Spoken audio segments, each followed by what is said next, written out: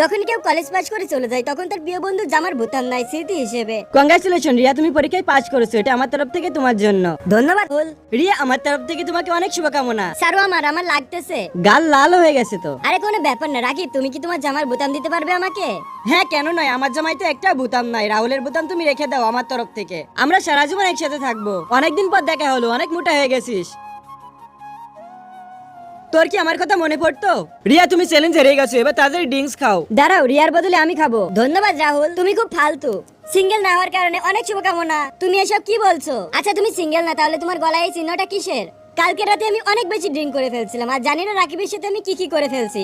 আর এটা আবার কিসের গন্ধ? রিয়া, তুমি কি দুরিয়ান খাবা? বমি করতে যাচ্ছ কেন? এটা তো তোমার অনেক ফেভারিট ছিল। শুধুমাত্র প্রেগনেন্ট মেয়েদের এটা অপছন্দ। কি আমি প্রেগনেন্ট? এরপর আমি হসপিটালে যাই আমার প্রেগন্যান্সি চেক করার জন্য। আরে দেখো, রিয়া এখানে এসেছে। কিন্তু ওর তো এখনো বিয়ে হয়নি। তাড়াতাড়ি ওর একটা ফটো তোলার গ্রুপে সেন্ড করো। ডক্টর, আমি কি প্রেগনেন্ট? তুমি এখানে একা কেন এসেছো? তোমার হাজবেন্ড কোথায়? আমি এখানে।